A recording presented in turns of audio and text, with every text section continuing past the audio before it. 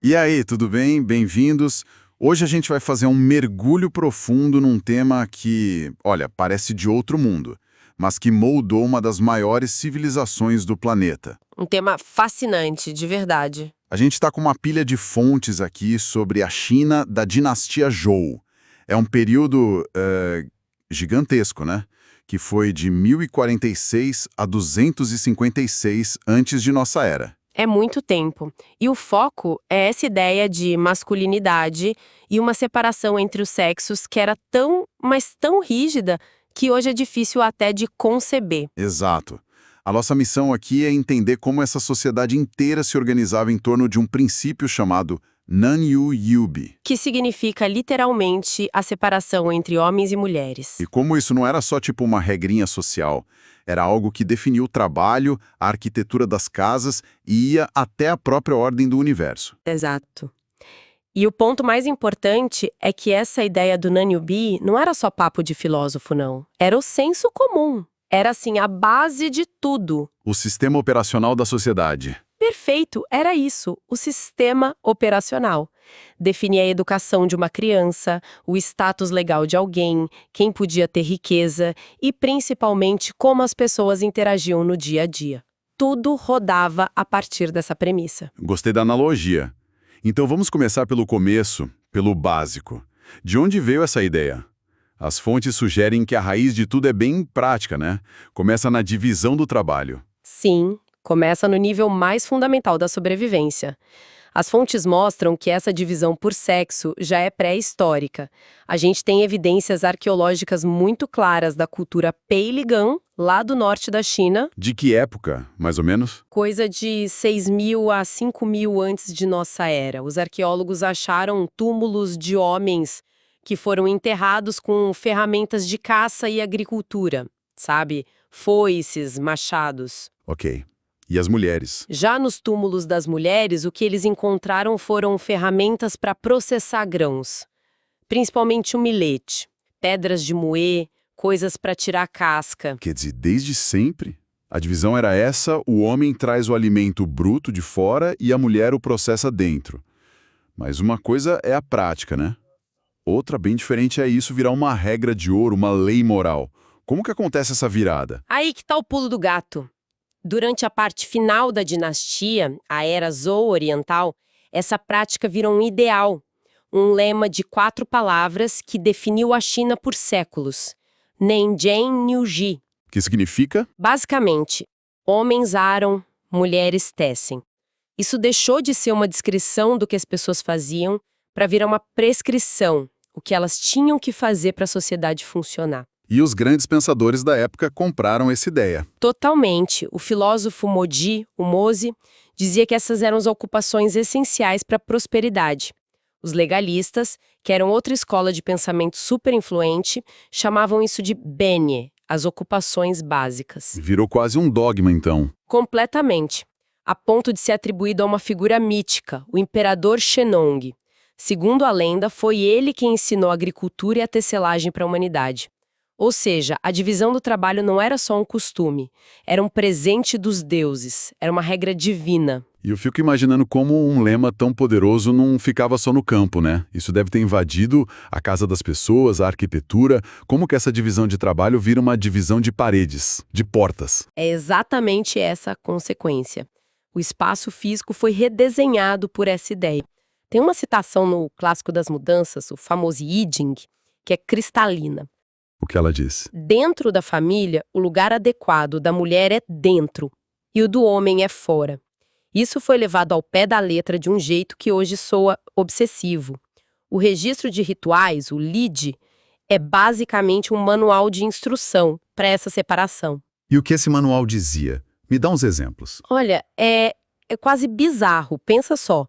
Homens e mulheres não podiam se sentar na mesma esteira. Na mesma esteira? Nem na mesma esteira. Não podiam usar o mesmo cabide para as roupas, não compartilhavam toalhas ou pentes, e talvez a regra mais impressionante seja de que ao passar um objeto um para o outro, Sei. as mãos não podiam se tocar. De jeito nenhum. Tinha que colocar o objeto em algum lugar para outra pessoa pegar. Peraí, nem se tocar para passar um copo d'água. Isso é um nível de controle social que... Uau! E vai além. Mesmo entre irmãos e irmãs, depois que se casavam e formavam as próprias famílias, a recomendação era que não comessem juntos, do mesmo prato. A separação era quase absoluta. Mas qual era o medo por trás disso tudo? O que eles achavam que ia acontecer se um homem e uma mulher usassem o mesmo pente?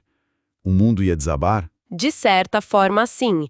Acreditava-se que a mistura, a falta de fronteiras claras entre os papéis, gerava o caos.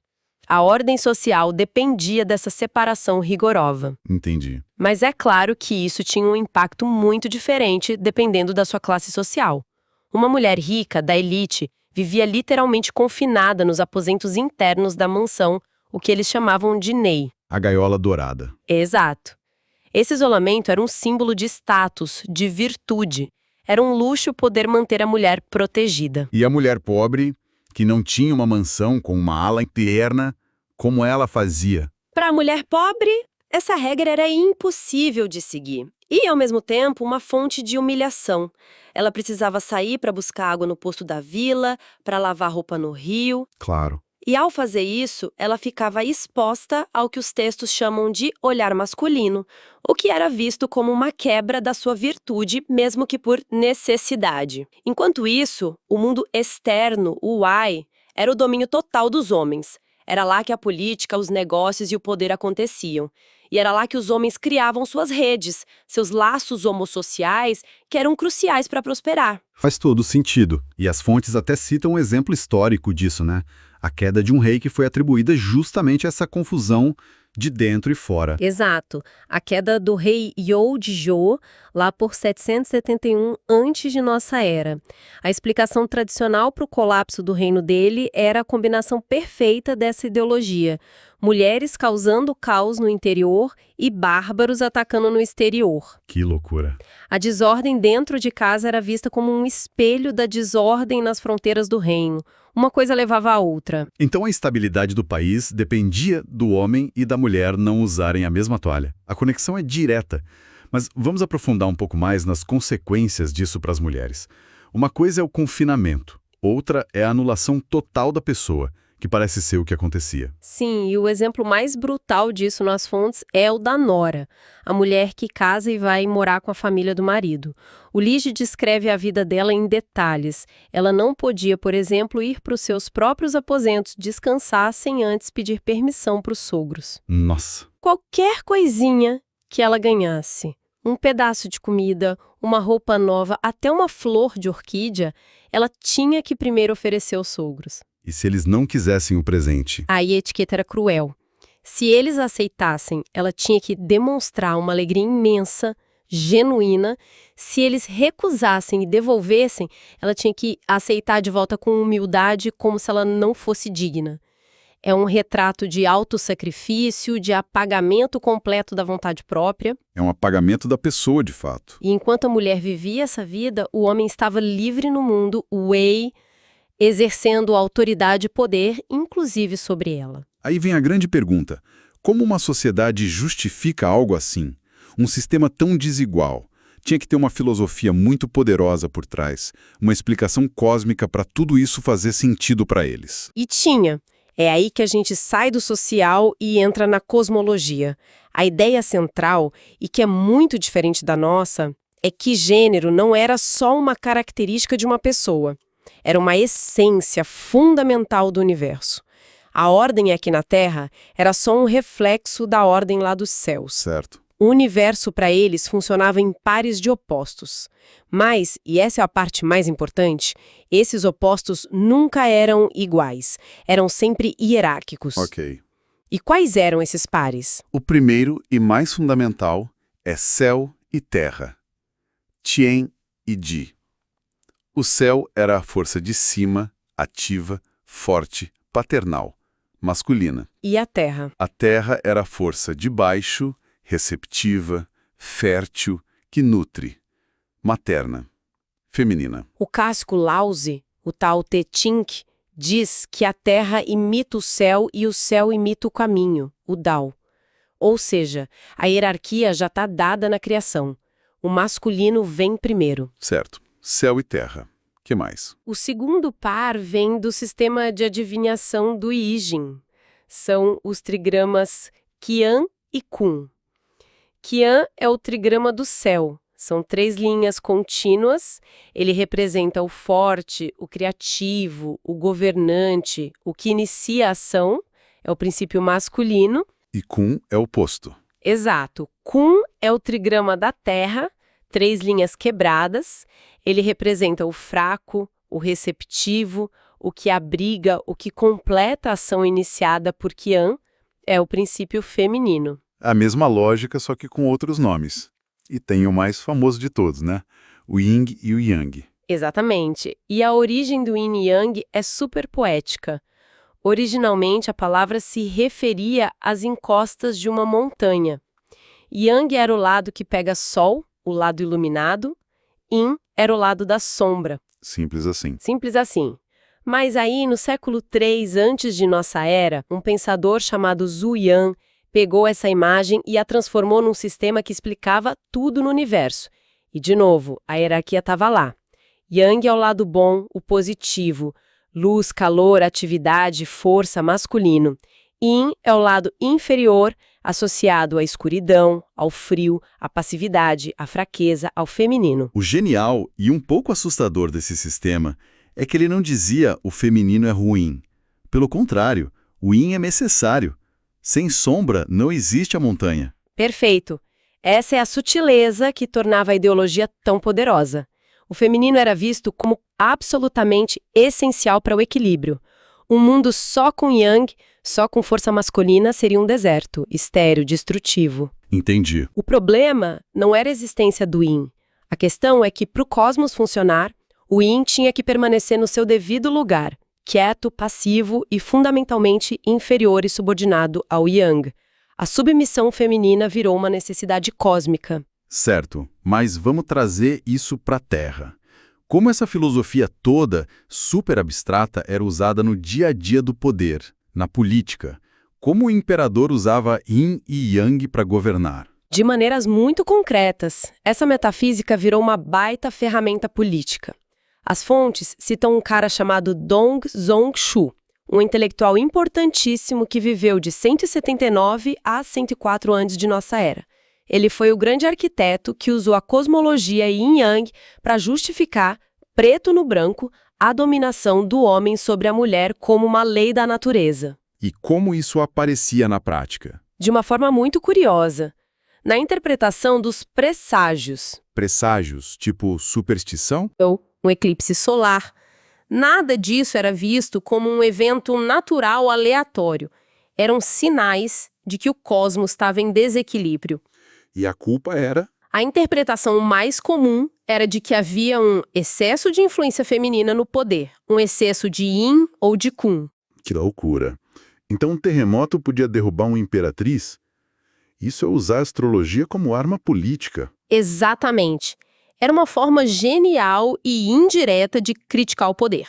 Se uma imperatriz ou a família dela estivessem muito influentes na corte e acontecesse uma enchente, os ministros rivais podiam ir ao imperador e dizer: Majestade, os céus estão nos avisando. O elemento yin está fora de controle, usurpando o lugar do yang. Precisamos restaurar a ordem. Exato. E restaurar a ordem significava, claro, tirar poder daquelas mulheres. A crítica política vinha disfarçada de boletim meteorológico cósmico. Inacreditável. É uma forma muito sofisticada de manter uma estrutura de poder, dando a ela uma justificativa divina. Sem dúvida. E é por isso que os autores das fontes que a gente analisou concluem que não se tratava de uma misoginia bruta, de um ódio declarado. Era algo mais sutil e, por isso mesmo, mais forte. A mensagem era: nós amamos e precisamos do feminino. Ele é essencial, mas ele precisa ficar no seu lugar. E esses esquemas todos... Céu e terra, Qian e Kun, Yin e Yang. Eles formaram o que as fontes chamam de estêncil intelectual, o molde que formatou as ideias de gênero na China por milênios. E essa análise se baseia em textos da época, como o Zhou Li e o Hou Henshu, e em trabalhos de acadêmicos de peso como Michael Nyland, Charlotte Firth, Lisa Raffles e Richard Wilhelm. Ok, então, para a gente amarrar tudo que a gente conversou, começamos com uma ideia central, a da separação dos sexos, o Nani-Yubi. Isso. Vimos como isso nasceu de uma necessidade prática, a divisão do trabalho, que virou um lema moral. Homens aram, mulheres tecem, ou Nanjen no Zi. E esse lema redesenhou o espaço, criando um mundo de dentro, que era feminino e confinado, e um de fora, masculino e livre. E para justificar e cimentar tudo isso, eles criaram essa grandiosa teoria cósmica. Exato. Usaram os pares hierárquicos de céu e terra, Qian e Kun, e o mais famoso, Yin e Yang, para dizer que a subordinação da mulher não era uma escolha social, mas uma lei do universo. E essa lei era tão real que podia ser usada para interpretar desastres naturais e para fazer política na corte. O mais impressionante é justamente essa conexão. Como uma ideia filosófica abstrata sobre equilíbrio cósmico definia as regras mais íntimas da vida. Desde o jeito que um marido e uma esposa trocavam objetos sem se tocar, Até a forma como a culpa por uma seca era jogada nas costas de uma consorte imperial. A cosmologia estava na mesa de jantar e nas intrigas do palácio. exatamente. A ordem do universo e a ordem da casa eram a mesma coisa, um espelho uma da outra. Quebrar uma regra em casa era, em uma escala micro, ameaçar a estabilidade do todo. Isso levanta uma questão importante para a gente levar para casa e pensar. Se essa visão de mundo era tão completa, tão amarrada, tão profundamente enraizada na sociedade e no universo, fica a pergunta: como foi que outras grandes correntes de pensamento que chegaram mais tarde na China, como o budismo, por exemplo, lidaram com isso? Uma ótima pergunta. Será que o budismo desafiou esses ideais tradicionais de masculinidade? Ou será que ele acabou se adaptando, sendo engolido por essa estrutura cósmica do Yin e do Yang? Fica aí a reflexão.